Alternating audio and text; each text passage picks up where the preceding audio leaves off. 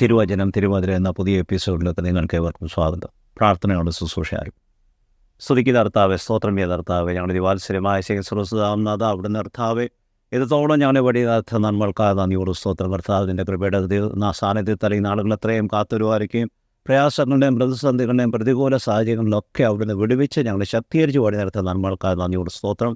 സമയത്ത് കർത്താവ് ഇടയങ്ങളെ നിൻ്റെ സന്നനടിയങ്ങളെ സമർപ്പിക്കുന്ന കർത്താവ്, നിൻ്റെ കൃപയുടെ നിറവിൽ കർത്താവെ, അവിടുന്ന് തൻ്റെ ജനത്തെ ബലപ്പെടുത്തക്കണേ വചനം ഇടയാക്കണമെന്ന് പ്രാർത്ഥിക്കുന്ന കർത്താവ്. വചനം അങ്ങനെ അടിയനങ്ങനെ കർത്താവെ, ഏറ്റവും ലളിതമായ കർത്താവ് വചനം ജനത്തിലെത്തിക്കുവാൻ, വചനം അനേകരെ അങ്ങനെയൊക്കെ ബലപ്പെടുത്തുവാൻ കർത്താവ്, അങ്ങനെ വിശ്വാസത്തിൽ ഉറപ്പിക്കുവാൻ ഇടയാക്കണമെന്ന് കർത്താവ്. വചനമായ കർത്താവിൻ്റെ സാന്നിധ്യം എൻ്റെ ജീവിതങ്ങളെ അപ്രകാരമാണ് പ്രവർത്തിക്കുന്നത് സാക്ഷ്യമായി തീരുവാൻ ഇടയാക്കണമെന്ന് പ്രാർത്ഥിക്കുക. അതിൻ്റെ ശബ്ദത്തോടുണ്ട്, വാക്കുകളോ കണ്ടതോടുണ്ട്, വചസ്സുകളോടുണ്ട് ഏറ്റവും ലളിതമായ കർത്താവെ, വചനം ജനത്തിലെത്തിച്ച് ജനം കർത്താവ് നിൻ്റെ സനയിൽ കൂടുതൽ പ്രാഗൽഭ്യത്തോട് വളരെ തക്കോണം കർത്താവ് വചനത്തിൽ കർത്താവെ പ്രവർത്തിക്കുന്നവരായി തീരുവാൻ ഇടയാക്കണമെന്ന് ഈ സാക്ഷിത പിതാവ് കേൾക്കണമേ.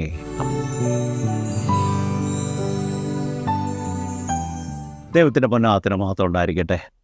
ദൈവത്തിൻ്റെ അളവറ്റ കൃപാളാൽ ഇത്രത്തോളം ദൈവം നമ്മളെ വഴി നടത്തിയ എല്ലാ നന്മകൾക്കായി നമുക്ക് സ്തോത്രം ചെയ്യും. പലപ്പോഴും നമ്മുടെ ആത്മീയ ജീവിതത്തിലായാലും വ്യക്തിഗത ജീവിതത്തിലായാലും പഴയകാല ചിന്തകൾ പലപ്പോഴും നമ്മളെ ദൈവം ആഗ്രഹിക്കുന്ന പാതയിലേക്ക് നയിക്കുവാൻ തടസ്സമായി തീരാറുണ്ട്. ജീവിതത്തിൽ കഴിഞ്ഞുപോയ പല കാര്യങ്ങൾ നാം ചിന്തിക്കുകയാണെങ്കിൽ, നന്മയായാലും തിന്മയായാലും, നന്മയാണെങ്കിൽ അതിൽ അഭിമാനം കൊണ്ട് എൻ്റെ ജീവിതത്തിൽ ഇതൊക്കെ നടന്നെന്നുള്ള ചിന്ത നമ്മളെ തളർത്തുന്ന അവസ്ഥകളുണ്ട്. തളർത്തുമെന്ന് പറയുമ്പോൾ ആ പുരോഗതിയിലേക്ക് പൂർണ്ണമായി കടന്നു പോകാൻ, കാഴ്ചപ്പാടുകൾ വെക്കുവാൻ കഴിയാത്ത തിന്മയാണെങ്കിലോ ആ തിന്മയുടെ ഭയപ്പാടിൽ ഞാൻ എന്ന ചുവടുകൾ എന്ത് പ്രതിസന്ധി സൃഷ്ടിക്കും, എന്ത് പ്രത്യാഘാതങ്ങൾ ഉണ്ടാക്കുമെന്ന് ചിന്തയോടെ മുന്നേറുന്ന അവസ്ഥകൾ. ഇവ രണ്ടും ഒരിക്കലും നമ്മുടെ വ്യക്തിഗത ജീവിതത്തിലെ അനുഗ്രഹങ്ങളായാലും ആത്മീയ ജീവിതത്തിൻ്റെ അനുഗ്രഹങ്ങൾക്ക് നന്മയിലേക്ക് വഴി നടത്തുവാൻ കഴിയുകയില്ല. കാരണം പുരോഗതിയിലേക്ക് മുന്നേറണമെങ്കിൽ നമുക്ക് വ്യക്തമായി ദൈവത്തിൽ പൂർണ്ണമായ ആശ്രയം വെച്ചുകൊണ്ട് നമ്മുടെ മുൻപിൽ എന്ത് കടന്നു വരുമെന്നുള്ള ഭയത്തോടോ ആശങ്കയോടെ അല്ല, എങ്കിലും എന്നെ വിളിച്ച ദൈവം, എന്നെ വഴി നടത്തുന്ന ദൈവം എൻ്റെ നന്മയ്ക്കായിട്ട് മാത്രമേ നടത്തുകയുള്ളൂ വിശ്വാസത്തിൻ്റെ പൂർണ്ണത നമ്മുടെ ജീവിതത്തിൽ വേണം. അതിനു പകരം നമ്മുടെ ജീവിതത്തിൽ കടന്നുപോയ കൈപ്പേറിയ അവസ്ഥകളെപ്പറ്റി ചിന്തിച്ച് വിലാപത്തോടെ ജീവിക്കുകയാണെങ്കിൽ, അല്ലെങ്കിൽ നഷ്ടപ്പെടുവാൻ പോകുന്ന കാര്യങ്ങളെപ്പറ്റി ഉത്കണ്ഠപ്പെടുകയാണെങ്കിൽ ഒരിക്കലും ആ പുതിയ പാന്താവിലേക്ക് നമുക്ക് കടക്കുവാൻ കഴിയുകയില്ല. നമ്മുടെ ജീവിതത്തിൽ അനേകർ വാഹനം ഓടിക്കുന്നവരുണ്ട്. നാം ഒരു കാര്യം വാഹനത്തിൽ നോക്കുകയാണെങ്കിൽ നമ്മൾക്ക് മുൻപോട്ട് കാണാനുള്ള വിൻഷീൽഡ് എന്ന് പറയുന്നത് ഏറ്റവും വിശാലമായ കാര്യമാണ്.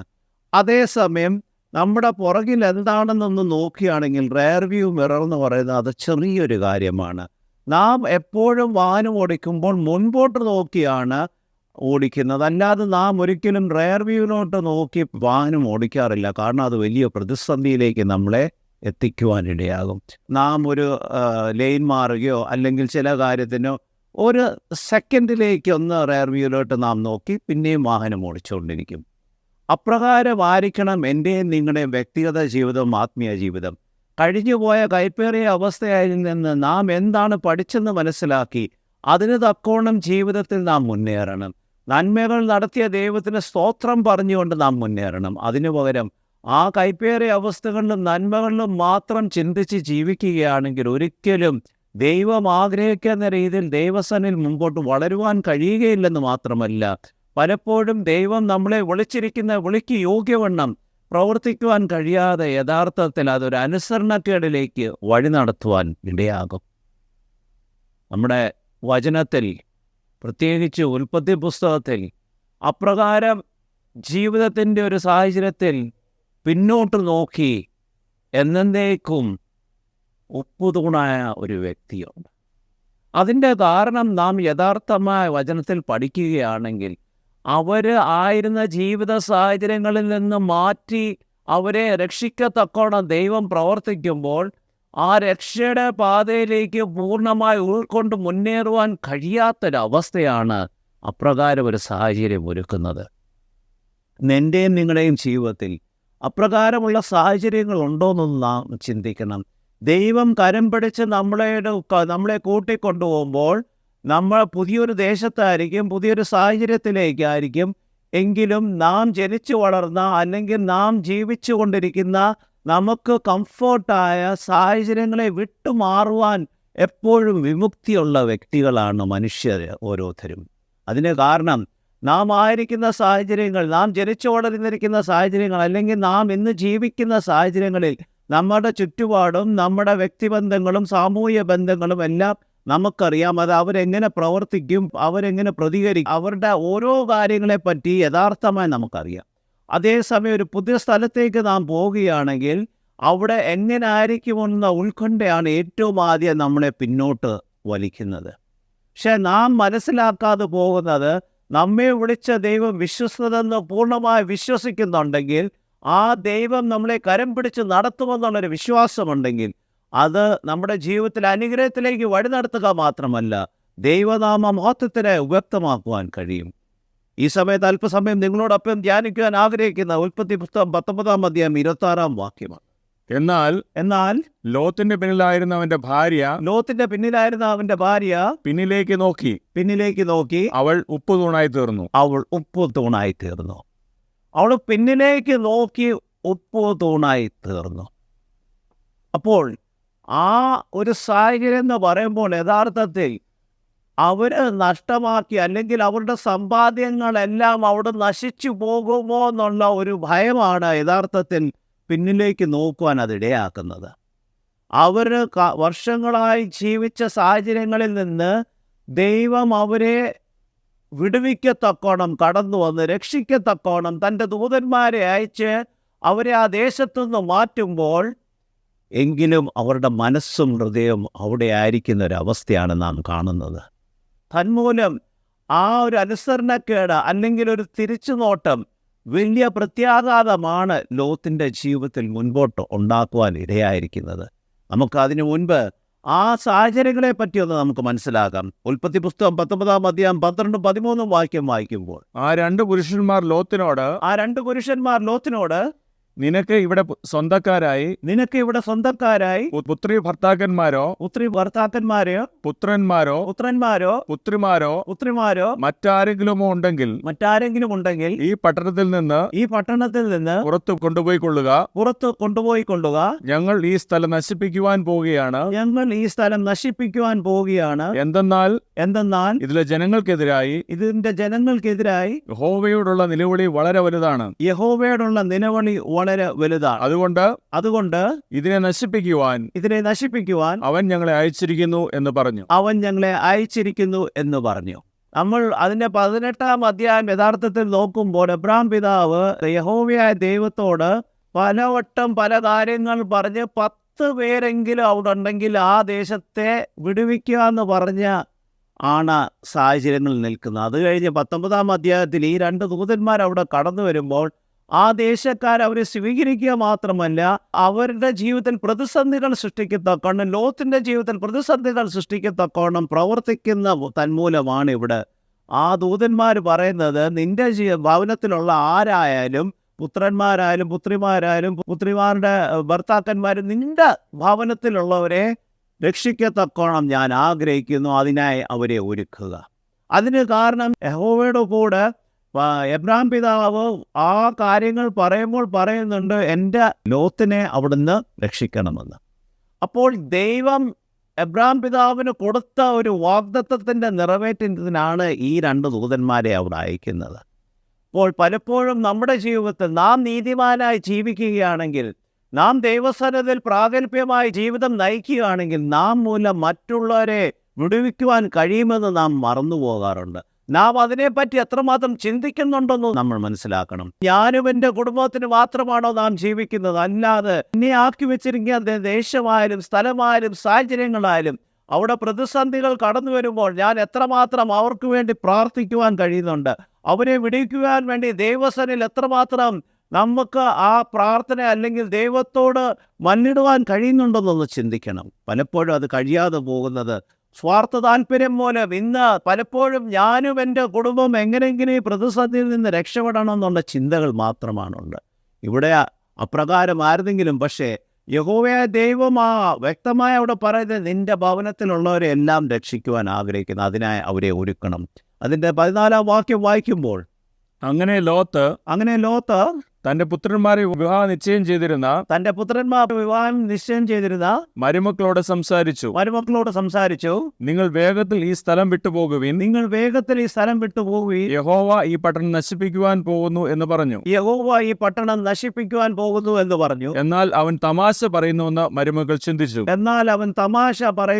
മരുമക്കൾ ചിന്തിച്ചു. കാരണം ദൈവത്തെ അറിയാത്ത ഒരു ജനമധ്യത്തിലാണ് ഈ കുടുംബം ജീവിച്ചുകൊണ്ടിരുന്നത്.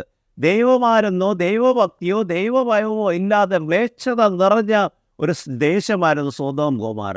അപ്പോൾ അവിടെ ആയിരുന്ന സാഹചര്യങ്ങളിൽ ഇവന് ദൈവത്തെ അറിയുകയോ അല്ലെങ്കിൽ ഇപ്രകാരം ദൈവദൂതന്മാർ വന്നു പറയുമ്പോൾ അതിനെ സ്വീകരിക്കുവാൻ പോലും മനസ്സ് കഴിയാത്ത വ്യക്തികളെയാണ് നമുക്കിവിടെ കാണുവാൻ കഴിയുന്നത്.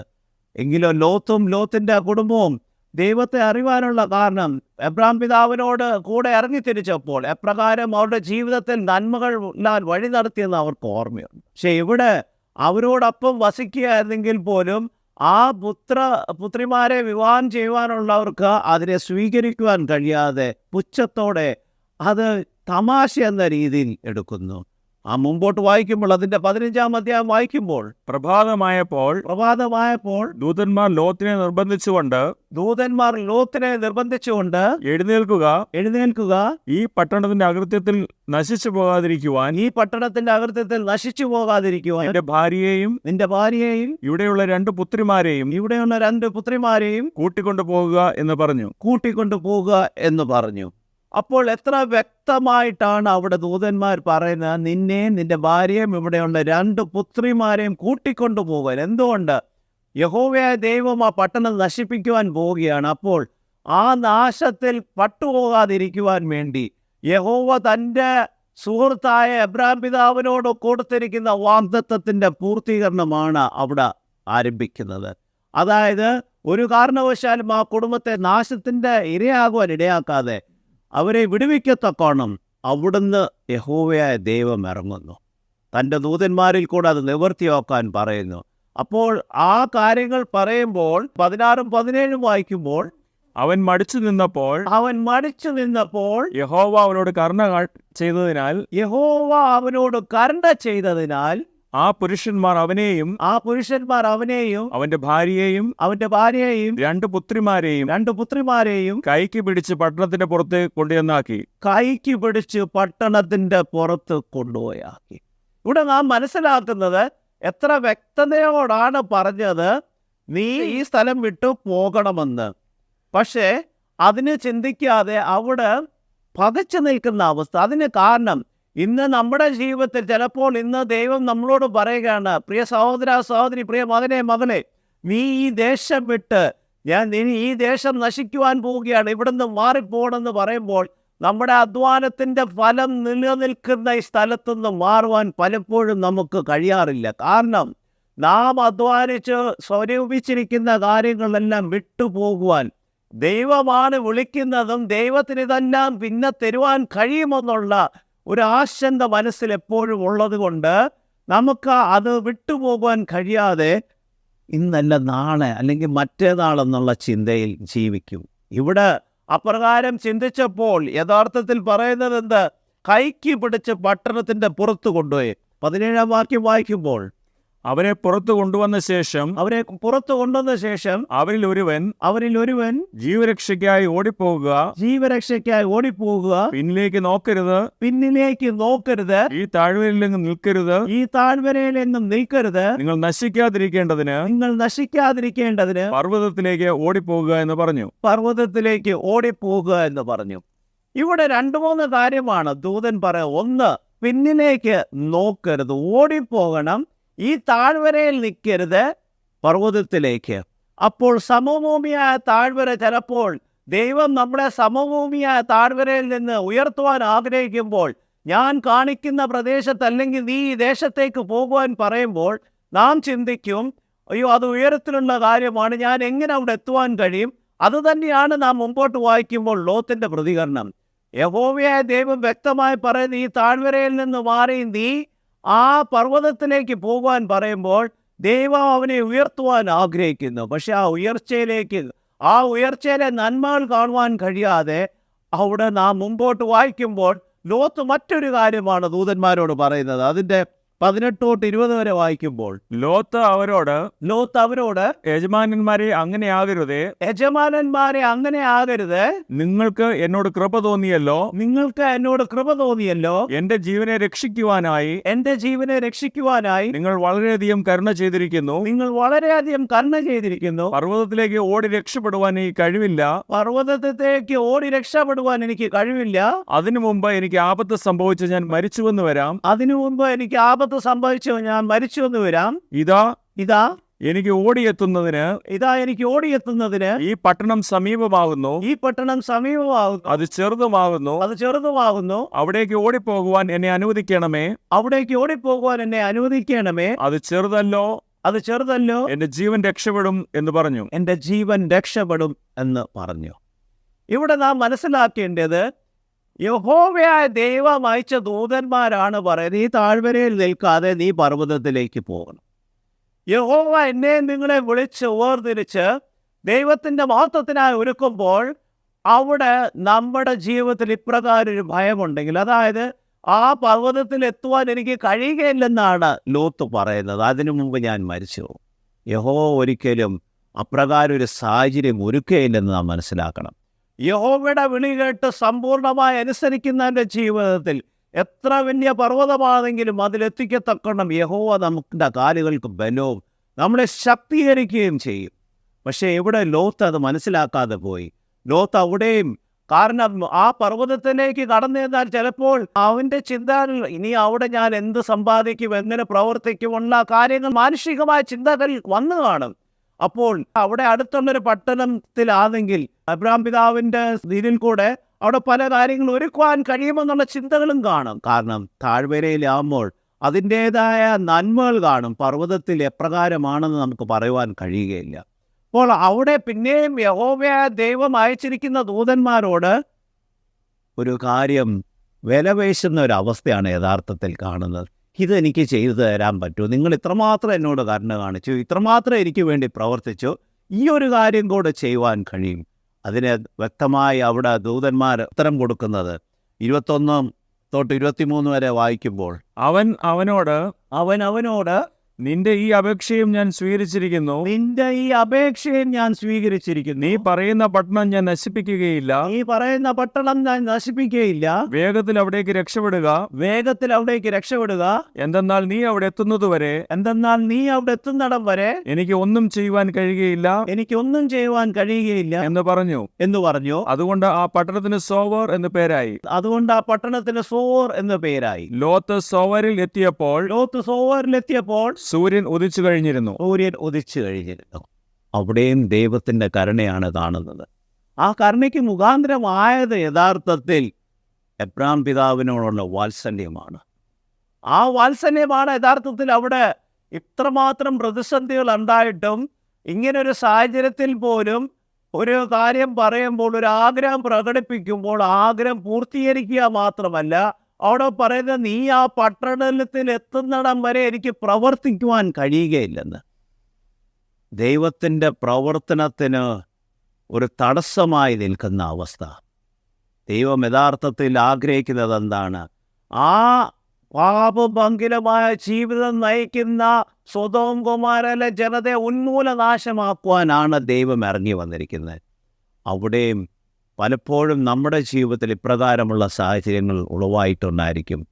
ദൈവം നമ്മുടെ ഒരു ദേശത്തുനിന്ന് മാറ്റി ദൈവത്തിൻ്റെ ന്യായത്തിനായി അവിടെ ഒരുക്കുവാൻ ആഗ്രഹിക്കുമ്പോൾ നമ്മുടെ ജീവിതത്തിൽ നമ്മൾ കാരണം അതിന് തടസ്സം സൃഷ്ടിക്കുക മാത്രമല്ല, ചിലപ്പോൾ അത് വലിയ പ്രതിസന്ധികളിലേക്ക് ആയിത്തീരുവാൻ ഇടയാകുന്നുണ്ട്. അവിടെ വായിക്കുന്നത്, അവിടെ മനസ്സിലാക്കി അവരോട് പറയുന്നത്, നീ അവിടെ എത്തുക, അതുവരെ ഞാൻ ഒന്നും ചെയ്യുകയില്ലെന്ന് മാത്രമല്ല, അവിടെ എത്തുന്നിടം വരെ യഹോവയായ ദൈവം മൗനമായി നിൽക്കുന്നതായിട്ട് അത് മനസ്സിലാക്കുവാൻ കഴിയും. കാരണം ലോത്ത് സോവറിൽ എത്തിയപ്പോൾ സൂര്യൻ ഉദിച്ചു കഴിഞ്ഞു. എൻ്റെ മുമ്പോട്ടുള്ള വാക്യത്തിൽ പറയുന്നുണ്ട്, യഹോവയായ ദൈവം അവൻ സോവറിലെത്തി കഴിഞ്ഞ ഉടനെ തന്നെ അവിടെ സൊദോം ഗൊമോറയിൽ അഗ്നിയും ഗന്ധവും വർഷിച്ച് അതിനെ നാശമാക്കുന്നു. ആ വലിയ പ്രതിസന്ധി അല്ലെങ്കിൽ ശബ്ദം കേട്ടുകൊണ്ടായിരിക്കും അവിടെ 26 വാക്യത്തിൽ നാം ആദ്യം വായിച്ചതുപോലെ ലോത്തിൻ്റെ പ്രിയപ്പെട്ടവൾ തിരിഞ്ഞു നോക്കുന്നത്. ആ ശബ്ദം കേൾക്കുമ്പോൾ അയ്യോ, ഞങ്ങൾ സ്വരൂപിച്ചെല്ലാം നഷ്ടപ്പെട്ടു പോയല്ലോ, എല്ലാം ആ അവസ്ഥയൊന്ന് നോക്കുവാൻ വേണ്ടി ഒന്ന് തിരിഞ്ഞതാണ്. പക്ഷെ എന്താണ്, അവൾ ഉപ്പുതൂണായി മാറുന്ന അവസ്ഥ. എന്നേക്കും ശാശ്വതമായി ഒരു കളങ്കമുണ്ടാകുകയാണ്. അനുസരണക്കേട് കാരണം, തിരിച്ചു നോക്കിയത് കാരണം. യഥാർത്ഥത്തിൽ ആ തിരിഞ്ഞു നോക്കുന്നത് അനുസരണക്കേടായിരുന്നു. കാരണം വ്യക്തമായ ദൂതൻ പറഞ്ഞായിരുന്നു, തിരിഞ്ഞു നോക്കാതെ ഓടിക്കൊള്ളണം. ഓടുവാൻ മാത്രമാണ് പറഞ്ഞത്, തിരിഞ്ഞു നോക്കല്ല. പക്ഷെ അവിടെ തിരിഞ്ഞു നോക്കുക മാത്രമല്ല, ആ തിരിഞ്ഞു നോക്കുക കാരണം വലിയൊരു പ്രതിസന്ധിയായിരുന്നു. അത് ഉപ്പുതൂണാകുന്ന അവസ്ഥ. കർത്താവ് ലൂക്കോസിൻ്റെ സുവിശേഷത്തിൽ പറയുന്നുണ്ട്, നിങ്ങൾ ലോത്തിൻ്റെ ഭാര്യയെ പോലെ ആകരുത്. അതിന് കാരണം കർത്താവിൻ്റെ വേലയ്ക്കായി ഇറങ്ങി തിരിച്ചു കഴിഞ്ഞു കഴിഞ്ഞാൽ തിരിഞ്ഞു നോക്കാൻ പാടില്ല. എൻ്റെ കഴിഞ്ഞകാല ജീവിതത്തിൽ ഞാൻ ഈ നന്മകളിലാണ് ജീവിച്ചല്ലെങ്കിൽ എൻ്റെ കഴിഞ്ഞകാല ജീവിതത്തിൽ എൻ്റെ ഈ കൈപ്പേറിയ അവസ്ഥകളുണ്ടായിരുന്നായിരിക്കും. പക്ഷെ അതെല്ലാം മായ്ച്ചു കളഞ്ഞ് കർത്താവ് നമ്മളെ പുതിയൊരു പാന്താവിലേക്ക് വിളിക്കുമ്പോൾ ലോത്തിൻ്റെ ഭാര്യ പോലെ ആകരുതെന്നാണ് പറയുന്നത്. ലോത്തിൻ്റെ ഭാര്യയെ യഹോവയായ ദൈവം അവരെ ഒരു പുതിയ പാന്താവിലേക്കും പുതിയ നന്മകളിലേക്ക് വഴി നിർത്തത്തക്കോണം അവരെ വിടുവിച്ച് ആ ദേശത്തിൽ നിന്ന് വിടുവിച്ച് പുതിയ സ്ഥലത്തേക്ക് ആക്കിയിട്ട് പോലും തൻ്റെ കഴിഞ്ഞകാല ജീവിതത്തിൻ്റെ നന്മകൾ മറക്കുവാൻ കഴിയാതെ പോയ അവസ്ഥ. അവർ സ്വരൂപിച്ചിരുന്ന എല്ലാ കാര്യങ്ങളും നഷ്ടപ്പെട്ടു പോകുന്നുള്ള ഭയപ്പാടാണ്. പക്ഷേ പ്രിയ സഹോദര സഹോദരി, എന്നെയും നിങ്ങളെ വിളിക്കുന്നത് ആരെന്ന് നമുക്കൊരു വിശ്വാസം. ആ വിശ്വാസമുണ്ടെങ്കിൽ നമ്മൾ ഒരിക്കലും തിരിഞ്ഞു നോക്കുവാൻ ഇടയാകുകയില്ല. തിരിഞ്ഞു നോക്കുക മാത്രമല്ല, നമ്മളെപ്പോഴും മുൻപോട്ട് തന്നെ പോകുവാൻ ഇടയാകും. 30 തൊട്ട് 32 വരെ വായിക്കുമ്പോൾ, അനന്തരം ലോത്തും അവന്റെ 2 പുത്രിമാരും സോവർ വിട്ട് പർവ്വതത്തിൽ ചെന്ന് പാർത്തു. സോവരിൽ പാർക്കുവാൻ അവന് ഭയമായിരുന്നു. അവനും 2 പുത്രിമാരും ഒരു ഗുഹയിൽ പാർത്തു. അങ്ങനെയിരിക്കെ മൂത്തവൾ ഇളയവളോട് നമ്മുടെ അപ്പൻ വൃദ്ധനായിരിക്കുന്നു. ഭൂമിയിലെ പതിവനുസരിച്ച് നമ്മുടെ അടുത്തു വരുവാൻ ഭൂമിയിലെങ്ങും ഒരു പുരുഷനും ഇല്ലല്ലോ. ആകയാൽ വരിക, നമുക്ക് അപ്പനെ വീഞ്ഞു കുടിപ്പിച്ചിട്ട് അവനോടുകൂടെ ശയിച്ച് അപ്പനിലൂടെ സന്താന പരമ്പര നിലനിർത്താം എന്ന് പറഞ്ഞു. അപ്പനുടെ കൂടെ സന്താന പരമ്പര നിലനിർത്താം എന്ന് പറഞ്ഞു. ഒരു അനുസരണക്കേടിൻ്റെ പ്രവർത്തനത്തിൻ്റെ കാര്യമാണ് ഇവിടെ കേൾക്കുന്നത്. അതിൻ്റെ പ്രത്യാഘാതമാണ് ഇവിടെ കേട്ടത്. 2 കാര്യം. സ്ഥലത്ത് താമസിക്കുവാൻ ആഗ്രഹിച്ചു, പക്ഷെ അവിടം വിട്ട് തിരിച്ച് പർവ്വതത്തിലേക്ക് ഓടിപ്പോയിരിക്കുന്നു. കാരണം ഭയപ്പാട്. സോർ താഴ്വര ആവശ്യപ്പെട്ടത് ലോത്ത് തന്നെയാണ്. എന്നിട്ട് പോലും അവിടുന്ന് ഓടി പർവ്വതത്തിൽ പോയി താമസിക്കുക മാത്രമല്ല, താൻ മൂലമുണ്ടായ പ്രതിസന്ധി, തൻ്റെ പ്രിയപ്പെട്ടവൾ മൂലമുണ്ടായ അനുസരണക്കേടിൻ്റെ പ്രത്യാഘാതം എന്ന് പറയുന്ന വലിയൊരു പാപത്തിലേക്കാണ് നയിച്ചത്. നമ്മുടെ ജീവിതത്തിൽ നാം എപ്പോഴും ചിന്തിക്കണം, മനസ്സിലാക്കണം. ദൈവം എന്നെ നിങ്ങളെ വിളിച്ച് വേർതിരിച്ച് കഴിയുമ്പോൾ, ദൈവത്തിൻ്റെ വിളിക്ക് യോഗ്യവണ്ണം നമ്മുടെ ദൈവിക പാതയിലേക്ക് മുന്നേറുവാൻ പറയുമ്പോൾ നാം തിരിഞ്ഞു നോക്കി അനുസരണക്കേട് കാണിക്കുകയാണെങ്കിൽ നമ്മുടെ മുമ്പിൽ വലിയ പ്രതിസന്ധികളാണ്, വലിയ പാപക്കുഴികളാണെന്ന് മനസ്സിലാക്കണം. അതുകൊണ്ടാണ് ലൂക്കോസിൻ്റെ സുവിശേഷത്തിൽ 9-ാം അധ്യായം 61-62 ഇപ്രകാരം കർത്താവ് പറയുന്നത്, മറ്റൊരുവൻ കർത്താവെ ഞാൻ നിന്നെ അനുഗമിക്കാം, ആദ്യം എന്റെ വീട്ടിലുള്ളവരുടെ യാത്ര പറയുവാൻ അനുവാദം തരണമെന്ന് പറഞ്ഞു. എനിക്ക് അനുവാദം തരണമെന്ന് പറഞ്ഞു. യേശു അവനോട് കലപ്പയ്ക്ക് കൈവച്ച ശേഷം പിന്നിലേക്ക് നോക്കുന്നവനാരും ദൈവരാജ്യത്തിന് കൊള്ളാവുന്നവനല്ല എന്ന് പറഞ്ഞു. എന്ന് പറഞ്ഞു. ഇന്ന് യഥാർത്ഥമായി ഇതെല്ലാം മെക്കനൈസ്ഡ് ആയതുകൊണ്ട് ട്രാക്ടറൊക്കെ ഉള്ളതുകൊണ്ട് ഇതിനെപ്പറ്റി മനസ്സിലാവും. പക്ഷെ പഴയ കാലത്ത് കലപ്പയ്ക്ക് കൈവച്ച് ആ സ്ഥലം ഊഴുമ്പോൾ അതൊന്ന് നാം തിരിഞ്ഞു നോക്കിക്കഴിഞ്ഞ് അല്ലെങ്കിൽ വ്യക്തതയോടെ അത് നമ്മളെ ഏൽപ്പിച്ചിരിക്കുന്ന ദൗത്യത്തിന് അനുസരണം പ്രവർത്തിച്ചില്ലെങ്കിൽ ചിലപ്പോൾ അത് നമുക്ക് ജീവഹാനി തന്നെ ഉണ്ടാക്കുവാൻ ഇടയാകും. അതുകൊണ്ടാണ് കലപ്പയ്ക്ക് കൈവച്ച് പുറമോട്ട് നോക്കുന്നവൻ ദൈവത്തെ രാജ്യത്തിന് പ്രവർത്തകനായി തീരുവാൻ കഴിയും.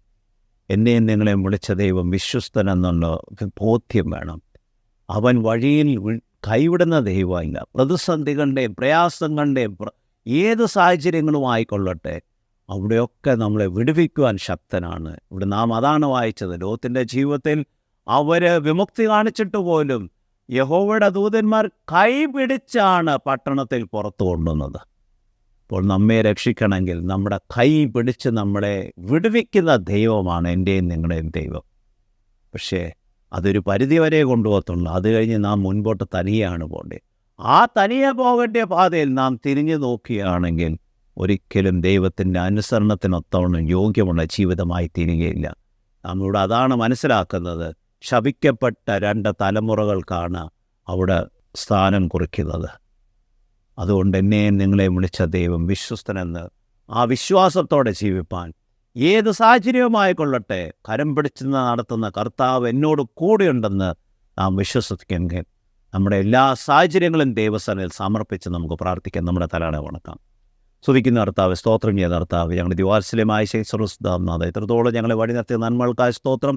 ഞങ്ങളുടെ കൃപയുടെ സാന്നിധ്യത എത്രത്തോളം കാത്തൊരുവാൻ ശരായ നന്ദിയോട് സ്തോത്രം. ആഗ്രഹിക്കുന്ന രീതിയിലായി തരുവാൻ ഞങ്ങളുടെ കൃപയിൽ വളരുവാൻ ഞങ്ങളെ സഹായിക്കുന്നത്.